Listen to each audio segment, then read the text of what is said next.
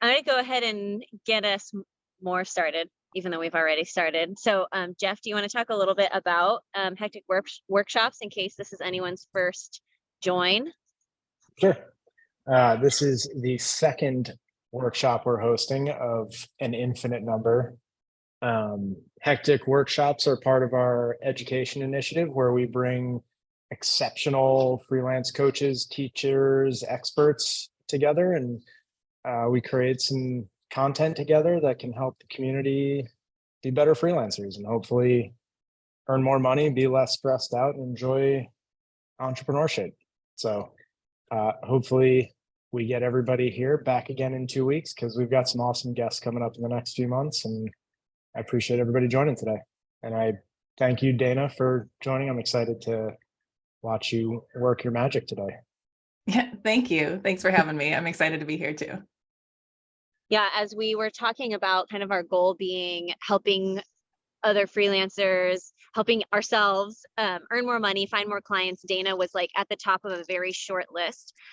She'll talk a little more about this, but she founded a company called Healthy Rich, and I'm obsessed with her podcast and her writing. And so I'm so excited for what Dana has to share with you today. So Dana, without further ado, I will hand it over to you. All right. I can go ahead and just get the presentation started if we're ready. Then I'll just share my screen and we'll get going. All right. And just by way of introduction, like Michelle mentioned, I'm the founder of Healthy Rich. It's a platform for inclusive, budget-free financial education. So I'm a financial educator by trade. I'm a freelance writer in my background. So for years, I've worked as a freelance writer, and I'll talk about that experience a little bit. But what I'm talking about today is going to be based on my experience as a freelance writer and how I've been able to parlay that into launching this new company. So we're going to talk about growing your freelance business with better clients. Hopefully everybody's in the right place. You should already kind of know the direction that we're headed today, but just to get us set. So a quick overview of what we're going to cover in the workshop today. I'm going to talk about how to increase your earnings through simple time blocking, how to identify and drop time-sucking clients, how to schedule your work based on earnings, which is something that I think is fun to talk about that I don't think a lot of people are doing, and also why it's important to stay flexible with your rates, even once you start earning a lot and commanding a high rate. Hey, Dana, I don't think your screen is not fully shared. Oh, is that right? Okay, what are you go. seeing from me? So Oh, my screen now- sharing is paused, I see. So when I go, okay, sorry about that. Thank you for checking in. Oh, it was working in the test, everybody, I promise. So I don't know. Let me pop us out and try it again.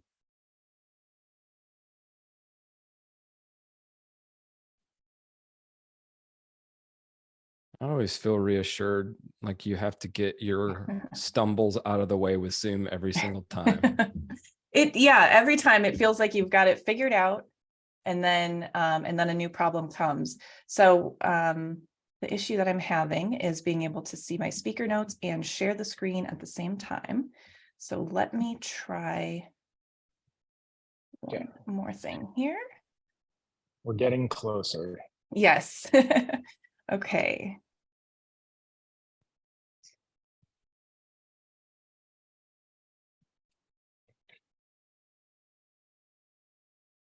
All right, I can do this. Now it looks like I'm sharing. Yep. Yeah. Okay, the view isn't quite as nice because you're going to see the Chrome bar, but I think this is the way it's going to work.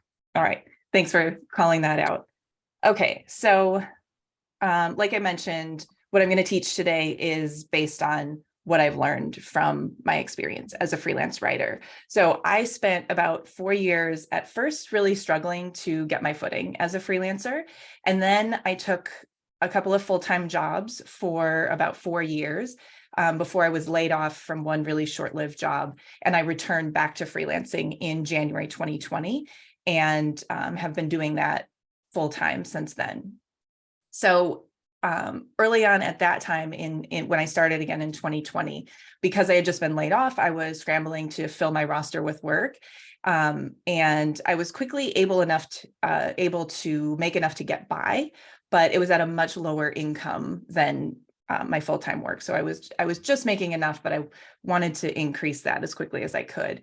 And within 3 months, I'd gotten my bearings and I was able to double my monthly income from freelancing using this time blocking strategy that I'm going to share today. And overall in 2020, I earned $6,000 more freelancing than the highest salary that I'd earned as a full-time writer. And in 2021, I went on to earn $163,000 in revenue and working about 3 days most weeks that year. So I have to credit that to some other tactics that you have probably learned about or will learn about, including choosing a niche and leaning on my network quite a bit. But it really started with this simple time management tactic because that helped me learn a ton about my work and make some really important changes early on. So through this strategy, I figured out how to choose better clients and better assignments that played to my strengths and increased what I was able to earn in an hour of work. So I know it's important to know how to get clients to grow your business, but at some point it can be useful to stop thinking about adding more clients and start focusing on getting a better value out of each client that you work with. To pinpoint the work that would make me the most money with the most ease, like Jeff mentioned earlier, I used just simple time blocking and tracking, which is probably something you've heard of as a time management technique, but here's how it looked for me as a freelancer. So first, I would block time for each assignment. Instead of just keeping a running to-do list of work, I blocked time in my calendar for every writing assignment that I accepted. I never scheduled my work based on due dates. I always put it in the calendar based on what I called a to-do date. So I'd estimate how many hours it would take to complete any writing or editing assignment that I took on and block that many hours in the calendar at the time that I wanted to complete it, which could be any time ahead of the due date. That made it really easy to see whether I'd have bandwidth to take something on when a client offered it. So if there wasn't time in my calendar before their requested deadline, I could either turn down the assignment or suggest a later due date based on what I had on my plate. Doing this in a calendar lets you see your assignment workload right next to any scheduled meetings or other events so that you can avoid accidentally taking on too much on a single day. Blocking time for assignments in your calendar sets that time aside so it can't clash with your meetings. The next thing I did was record the actual time that it took to complete the work. So regardless of whether I was being paid per hour or I was being paid per piece or some other arrangement for an assignment, I would still keep track of the hours that I spent working on it. I liked doing this also in my Google Calendar, in the same place that I was tracking my assignments and my to-do dates, because it was easy to adjust the time blocks if I spent more or less time on something than I had originally allotted. And keeping track of that time helped me in two really important ways. I was able to get better at estimating how long it would take me to complete a particular type of assignment, which made it easier to know how much work I could accept in a week. And it also helped me see which clients were taking up the most or least of my time. So you can see in this calendar, I would color code tasks by client. So I color coded all those assignment blocks for each assignment. So it was easy to see in the calendar which clients were filling the most of my time. So you can see in this example, there's a lot of the light green. So I can see really quickly that I was spending about a third of my week on just that one client. And then the next step was probably one of the most important steps that I took to boost my income in those first few months. So because you're keeping track of how long it takes you to complete an assignment, you can figure out your effective hourly rate, regardless of how you're getting paid for the assignment. So for several months, I did this tracking just through a simple spreadsheet. You note the total that you're paid for a project, whether it's per piece or per word, like I said, or per assignment. Divide that by the number of hours that you spent on the project, and that gives you your effective hourly rate. This for me was really revealing. Early on, I was doing a lot of content management work that I was paid for by the hour, and it filled 20 hours each week, and I just took on a few writing assignments to fill in the rest.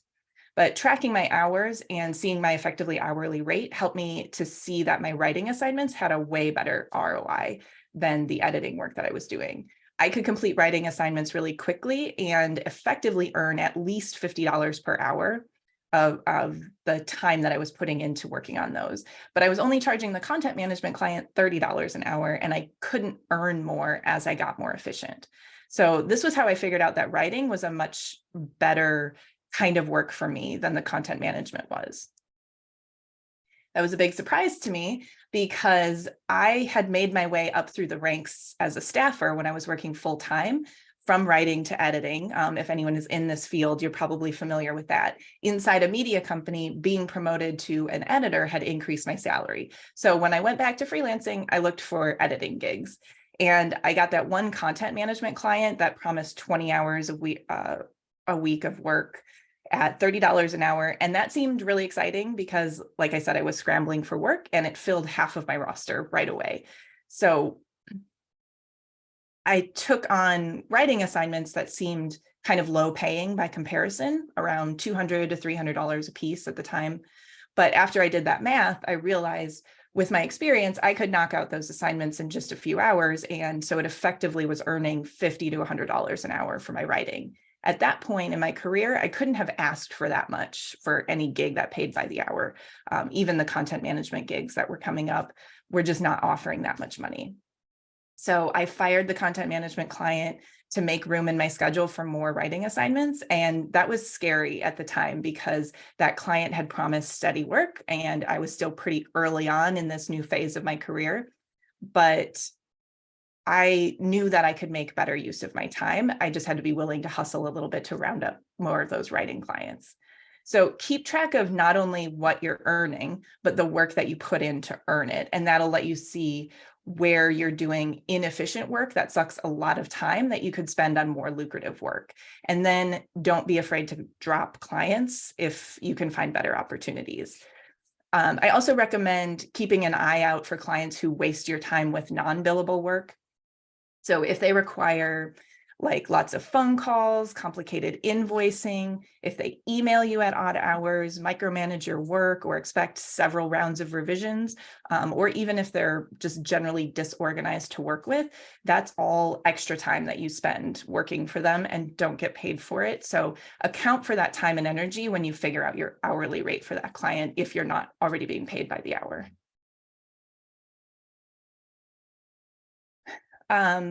And then, like I mentioned, be flexible with your rates. So as you increase the ROI that you expect from clients, I recommend still always keeping that flexibility. Even once you have an hourly or per project rate in mind, be careful not to sabotage yourself by being too rigid with it. I set my rate for writing fairly high now that I've worked up to it, but I make exceptions for a lot of reasons. I'm almost always willing to take a lower rate if a client will have a lot of ongoing assignments, because that can be more worth it than taking sporadic work from a higher paying client, because it avoids the unpaid time of chasing down new work. So I can effectively make more in less time, even by taking on work at a lower rate. I also account for value other than money, like byline in a respected publication or working for a contact who refers you to a lot of other prospects. You just have to do the math and decide kind of what ROI makes sense for you. And that might just take a little bit of experimenting. And now that I'm building a new business, visibility is also really valuable to me in the work that I do. So if a project is likely to send a new audience my way, it's really useful for me to compromise on the rate and make less for my time in the short term. I do recommend, though, just be careful about working for so-called visibility if you don't have a way to get value out of that visibility. It's not often the best way to gain freelance clients, so it might not be worth it if that's your main goal right now in your business. Finally, the next major time management tweak that helped me earn more money in less time, as I mentioned, was scheduling my work based on earnings rather than hours. So I stopped scheduling my assignments each day based on any set number of working hours. instead of looking at the to-dos I could fit in between 9 to 5, for example, or whatever schedule, I worked based on an income target. So I set a goal for what I wanted to earn each month, which is pretty common. And then I broke it down by the week and then split that among the number of days I'd work in a week. So if I wanted to earn, for example, $5,000 in a month, I'd want to earn $1,250 in a week. And if I was going to work 5 days that week, that's $250 I'd have to earn in a day. So if I time blocked a $200 writing assignment one day, I knew I'd have to block at least $50 more in work to hit the target for that day. But if I could block in a $300 assignment that would only take 4 hours to complete, I only had to work 4 hours that day. That daily target makes it really easy to see quickly when you need to adjust your client roster. So in just a span of a couple of weeks, I could see if I was struggling too often to hit that daily target, and I could look at the clients that were filling my time so I could drop those or take fewer assignments from them or ask them for a higher rate to make it worth my time. And through this method, I was able to whittle my work down to just doing 4 days a week by the end of 2020, and then down to about 3 days most weeks in 2021. And throughout that time, I continued to increase my income. As I gained experience and deepened my network, I was able to ask for higher rates for my writing work. And I just continued to keep an eye on that ROI from clients so that I could continuously cull my roster of the ones that became time sucks and make more room for that higher ROI work as I went. And I also continued to raise my monthly, weekly, and daily income targets as I went too. So I continued to organize my work to make more money in less and less time. So using time blocking to schedule assignments also let me see when I'd filled all the days that I wanted to work in a week, which I eventually got down to just Monday through Wednesday. So I could see that and use that to set deadlines with clients as new work came in without filling up those days I wanted to keep clear. And scheduling my work and earnings in this way helped to free my time. So I was able to dedicate time and also bank money to build my business. So I launched the content side of Healthy Rich in 2021. Michelle mentioned the podcast and the blog. So I was focusing on that on the days when I didn't have to do freelance work for income. And then I also banked savings from that revenue that I earned in 2021. So I've been able to cut almost all of my freelance writing work this year and work full-time on launching the next phase of the business, where we're going to be offering resources and trainings like this, and others are focused on earning and managing money with ease. So as a freelancer, I know that you're always faced with that challenge that you only earn money when you're actively working. So that can make it really hard to dedicate time to anything that you value outside of work, like keeping up a home, spending time with friends or family, cooking or exercising, or starting a side project or launching a business. And culling your time-sucking clients and scheduling your work based on earnings can help you free that time so you can earn the money you need and easily give yourself permission to do those other things without feeling the guilt of not making enough money for yourself. So I want to wrap up with a quick note on the logistics of this. You can track your hours and block time for work using just about any planner or calendar method that you want. You can do it on paper or online, whatever you're comfortable with. I originally used a Google Calendar for several reasons. First of all, it's what I use to schedule everything else. So all of my meetings automatically show up there. And so it made sense to schedule my work in the same place. I also liked that I could show up as busy during the work blocks to prevent people from scheduling meetings over those times in like a meeting scheduler. And it was also easy to keep track of information inside the calendar event. So it made sense for personal project management. This definitely wouldn't make sense for shared project management, but it worked to keep the information that I needed individually. And I could also set event notifications. So I would get a reminder when it was time to move on to the next assignment, and also a reminder to adjust the event's time and track how much time I was actually spending on something if that event notification went off before I was done working on the previous project. You can apply this method to pretty much any tool or set of tools that you use. It doesn't have to be in Google Calendar. It's not really so much about the tool, just about keeping that focus on the ROI of your work. now that I'm transitioning to new services that I mentioned and doing a mix of work for different kinds of clients right now, I keep track of everything in Hectic. They didn't tell me to make this plug. It's actually just true.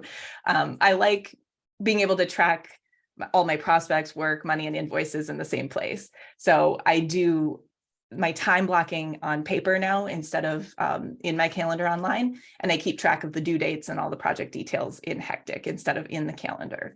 And then I schedule my time blocks in a paper planner and use that for my daily to-do list. All right, so just to wrap up, here are a few reminders from what I talked about. Always plan around your to-do dates. Don't just keep track of due dates for assignments. Don't be afraid to drop time-sucking clients, even when you're not sure what you'll fill your free time with. Schedule work based on the money you want to earn, not the time that you have available. And always keep your rates flexible so you can use your work to achieve goals and growth that go beyond earning more money. All right, that is everything. So I'll stop sharing my screen now, and I can turn it over to the Hectic team for Q&A. Yeah, we've gotten some really great questions. I love this one actually in chat. How long did it take you to get the courage to fire that first client? So I started working with them in January and fired them, I think it was in March of 2020. So I probably worked with them for less than 12 weeks and probably realized that I should fire them, within about 2 months. So it took a few weeks to get that courage to really confirm that, the math I was doing was right, that I would be able to earn more money, because it was a big mindset shift for me, because I thought that doing editing and management work was what I needed to do to make more money. So a lot of it was that mindset shift. But yeah, that once I realized it, it was fairly easy then to say, like, I just need to make this change. So we've got another question here that was asked twice. So I think we should tackle it by two different people. Where do you obtain your first clients, and what is your most effective strategy for finding the clients you want and actually getting their projects? So getting started for me was a matter of those other two kind of tactics that I mentioned at the beginning, which was focusing on a niche and leaning on my network. I started writing in personal finance when I was a full-time writer. So my full-time jobs were with personal finance sites. So I developed expertise in that niche, and having that niche kind of narrows down where to look for work. And it also sets you up with a brand of what kind of work you do. So you're more appealing to those kinds of clients. So I think that can be really helpful. I find it a little bit easier to search for like personal finance writing gigs rather than just like all writing jobs. It kind of helps you filter through that a little bit. And then leaning on my network, also having worked full-time in the space, I had a network of people who were still at the companies that I left, who had moved on to different places in the space that I built relationships with. So they reached out to me when they were looking for freelance writers. I was able to reach out to them to say that I was available for work and let them know what kind of work I was looking for, so they knew when to refer people to me. Cool. Got a good one here. With time blocks, is there a max hours block that you recommend? I think that's going to depend on how you work best. I didn't ever block anything more than 4 hours at a time. So if I had something I was going to work on for like a full day, I would do 2 4-hour blocks and have a lunch break or something. But more often I was blocking in like 2-hour blocks, because I just don't have that kind of deep work attention span. But I know a lot of people, especially writers and creatives, really can just like sit down on a project and just work on it. So I think it just depends on how you work best and what kind of what's the best way to use your energy to get a project done. How did you, another question, how did you actually record your time? You mentioned you made the blocks and then you recorded the actual time. How did you record that? At first, I was doing it in a spreadsheet. And then when I moved to paper, I just would write it down on paper and kind of check in like at the end of each week or something.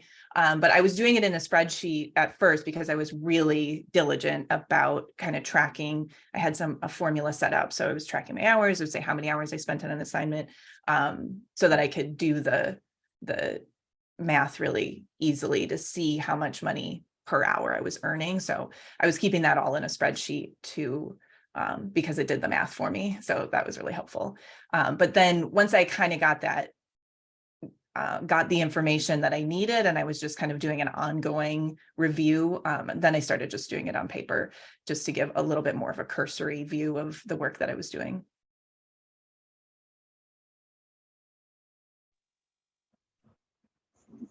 Can you share the spreadsheet just with headers and formulas? It's probably in my archives somewhere. But I don't even remember. I'm sure I just Googled the formulas too, because I don't know anything. It was all in Google spreadsheets. I'm not an Excel person, but I'm sure I just Googled that because I don't keep any of it in my head. I like this one kind of on preparation. Let me know if I miss a nuance in this question. If a family emergency is necessitating that someone slows down their growth for a year or so, maybe sticking with guaranteed hours per week client with a lower ROI for the security, are there things someone could do now during the pause to set them up to hit the ground running once their availability opens up again? Oh, I love that question. It's very thoughtful. It feels like maybe you're very specifically in that situation, or you're just being very thoughtful of other people's situations. But I think the first point that's really important is that you mentioned that different other things in your life might necessitate that lower ROI. And I think it's important to always keep that in mind. And it's also why I talk about ROI instead of specifically saying like, hourly rate all the time, because the ROI can also include your time freedom, and your autonomy and other things that you can get out of your job. So if you need kind of the brain or time freedom to focus on like a family emergency or something, that can be really important.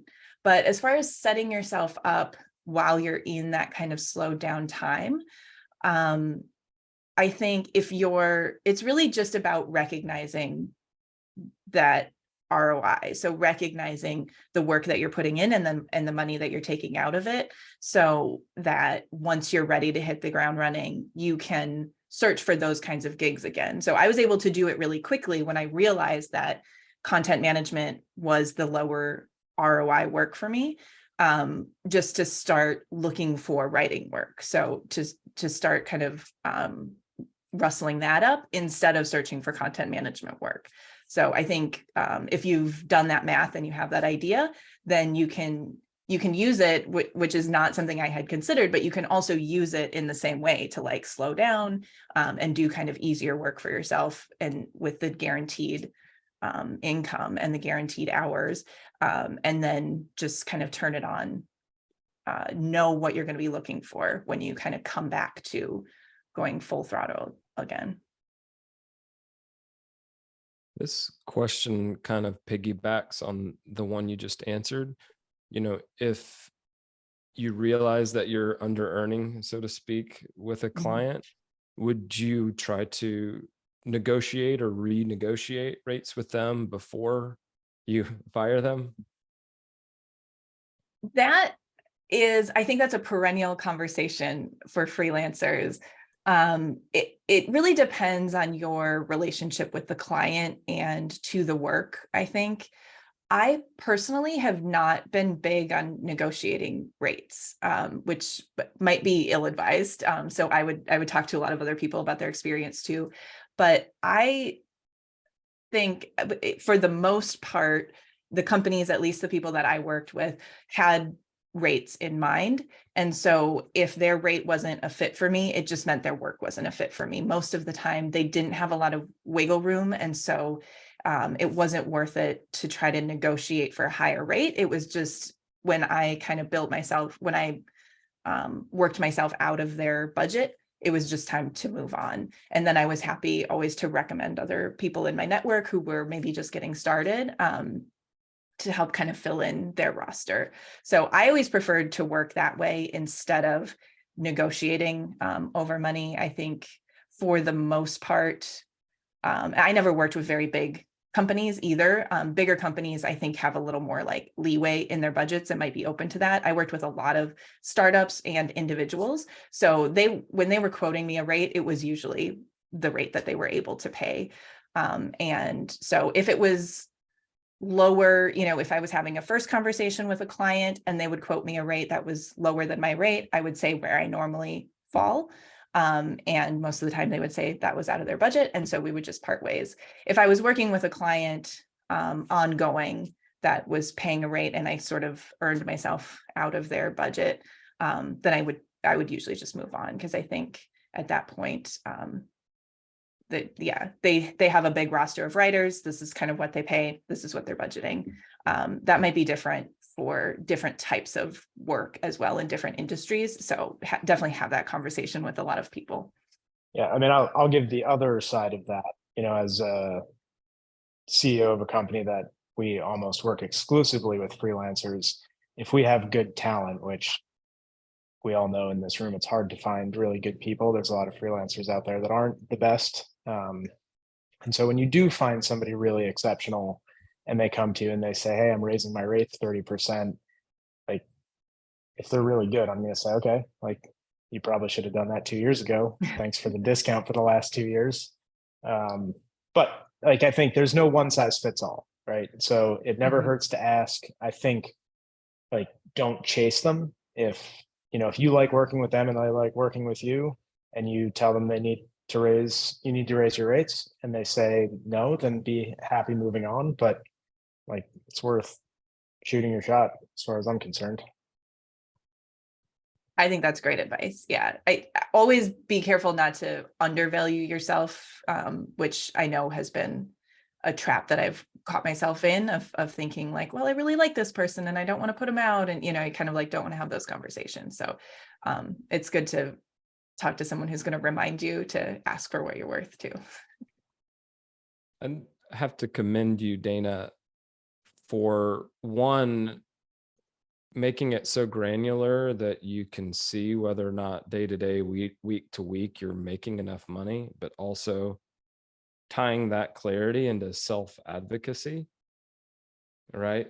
Being able to walk away because very, very quickly that their rates, their range is not good for you, will not be sustainable for you. I just think that clarity, to draw that correlation is so important. There's a question though, how do you manage your mindset around all this? Oh, that's interesting. Is it, are we talking kind of mindset around money or more related? I'd be curious to know what you're thinking. You say, hey, my rate's here, and they say we're down here. And is there ever that part of you that is like, the scarcity mindset kicks in, is like, oh no, you need this, you need to compromise? What might happen if you say no and then a better client doesn't come along? I've been there. I'm sure some other people here may be in the middle of that situation. So how do you remind yourself, no, I know what I have to make. I cannot budge on this. It's not making me difficult to work with. I know my needs and I need to advocate for those needs. Does that help? Yes, absolutely. So I have absolutely fallen for a scarcity mindset. I think we all do at various periods as freelancers, that there are just moments where it feels like no one's knocking on your door. And so you start to kind of go after and panic and take whatever. I did that especially early on because I had just been laid off and I was just taking whatever came my way as I was like trying to figure out if I should apply for a job or what I was going to do next. And I don't think it ever quite goes away. I think that you just sort of go back and forth between scarcity and abundance in your mindset as a freelancer, maybe in general, but as a freelancer in particular. But I think a few things. So one thing that was really helpful, and this was helpful when I was laid off too, was having that rainy day savings. So I call it a comfort fund. It's helpful in when you're surprised with a loss of income like that, but it's also helpful just to help you advocate for yourself and take leaps, do things like I also saved money now in my business outside of my personal comfort fund to help me make these decisions in my business. So having a little bit, and you can only you can really name the number, that kind of gives you that comfort, and it'll probably change over time. But having some money that is going to keep your cash flow moving can allow you to make those bold decisions. But in the meantime, I think being a freelancer really gives you a lot of freedom to experiment. So the way that I have always worked as a freelancer has really been on an assignment by assignment basis. I rarely made these really, after I did it the first time with that content management client, I rarely made really long-term deals with people. So I wasn't working on retainer. For the most part, I didn't do a whole lot of clients where I was like guaranteeing a certain number of assignments per month, or that I would work with them for a certain number of months or anything. So I could take on, I could make those changes really quickly. It kept me really agile. I think even if you are doing more of that long-term stuff or more of those bigger deals, being a freelancer in general gives you that agility. So you can take on something, realize that it's imperfect, and then try the next thing. So kind of keep the mindset that everything is an experiment.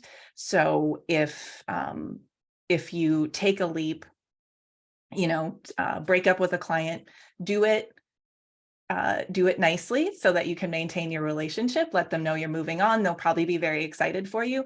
I have moved on from clients for different opportunities, and I've gone back to those clients, and I didn't have to do it with my tail between my legs. I just, I said, with this opportunity is over, I'm moving on, I'm doing something different. And now, and I could take that work back. So treat everything as an experiment and maintain those relationships. And it doesn't have to be too scary to make changes when you feel like they need to be made, because you can always readjust, later on, continue to make changes as you need to. Love that. Being the scientist performing experiments in a laboratory. Yes. Yeah. That's what I love about freelancing and working for myself in general, is that agility. There's a cool question here sorry, Michelle. Go ahead. There's a question here. As you do fewer writing assignments, is your goal to work towards passive sources, selling materials, subscription fees, selling towards passive sources of income, or higher paying but still active things? So like, are you looking at, clearly you are, because I see some of the work you're doing with Healthy Rich, but like, how do you decide kind of where that breaking point is? And obviously everybody wants to make money while they're sleeping.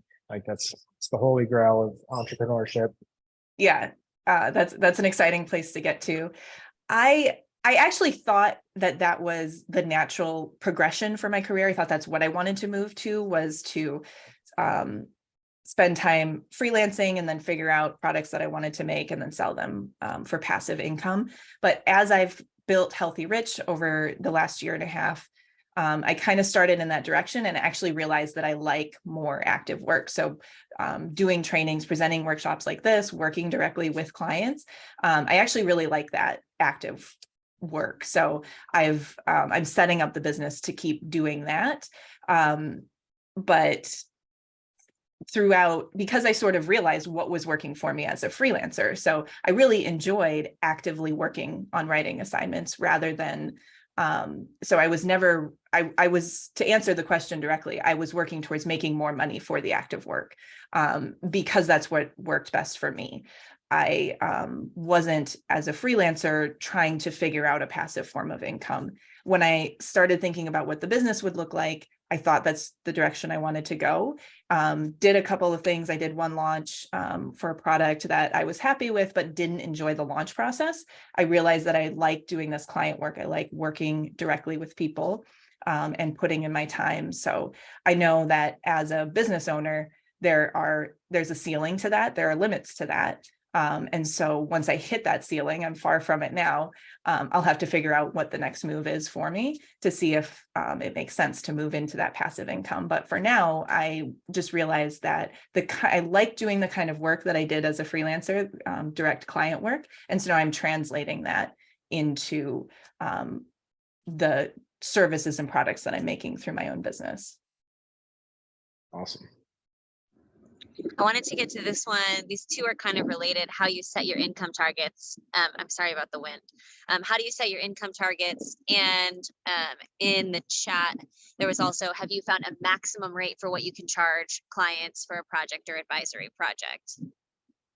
So setting income targets, I feel like is always a little bit arbitrary.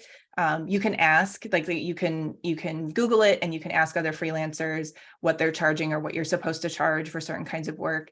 And I think that that's kind of a double-edged sword. It can be helpful because it can sort of help you understand your position if you're coming in totally cold. And you're thinking, I'm going to charge 5 cents a word for this. And then you find out everyone's charging 50 cents a word. Like it can kind of give you a little bit of a gauge. But there's such a huge range for what people are charging for very similar work that it can also just, you can come out of it with kind of less information than you started. I also found that you can find yourself measuring yourself against someone else's bar, so that you might think that you're not charging enough or not earning enough, and start kind of judging yourself for that when your circumstances are really different from someone else's. So I found myself in a position where I knew someone who had set a limit, like a per word rate limit, and I found out what it was, and I thought, oh my God, I'm not charging enough. Like I'm not making that much. Am I so much worse than she is? Because we were at about the same point in our careers. But if I looked at the whole of her circumstances, I realized that she at the time was launching another business. And I was working to build myself as a freelance writer. And she also had just had her first kid. So she was focusing on that. There were a lot of things in her life that made it make sense for her to draw a really hard boundary on the work that she would take on that didn't make sense and translate into my life and business at the time. Now that I'm building Healthy Rich, I set a lot harder line for what it's worth for me to take on in freelance writing work, because that's time taken away from this business. So setting rates, you have to take into account a lot of those things. And it might start out with if freelancing is just your income and the way that you make a living, you might set your income target just based on how much money you need to pay the bills every month. That might be the simplest, what the contribution you need to make to your household can be a really good place to start. And can you remind me of the second question or second part of that question? I think you handled both of those pretty well in there. Okay. I do want to note that we're at time. So is there, Dana, would you just share with us where we can keep up with you? Someone did ask a question about social media, so I'll count this as an answer. Right. Where can we keep up with you if we want to find out more about Healthy Rich or find out more about you? Sure. I will put it back on the screen. So you can find Healthy Rich at healthyrich.co. And my kind of catch-all, you can find me at danamiranda.com. So you can see how to contact me there and connect with me and follow Healthy Rich from there too. Awesome. And don't sleep on Dana's podcast. Make money better. So yes. Yeah. And you can find that at healthyrich.co as well. You can subscribe just through the Substack to keep up with it. Such a good name. Make money better. Thank you so much, everyone, for joining. And thank you, Dana, for sharing your expertise. And really just, I don't know, I felt like as I was listening to your presentation, so much is not the way I think. So I love the way that you kind of come at this topic from your financial educator background. So thank you, everyone. And an awkward Zoom wave to all. Thanks, Dana. Thank you That so was much. awesome. This is Better way great. to end anything.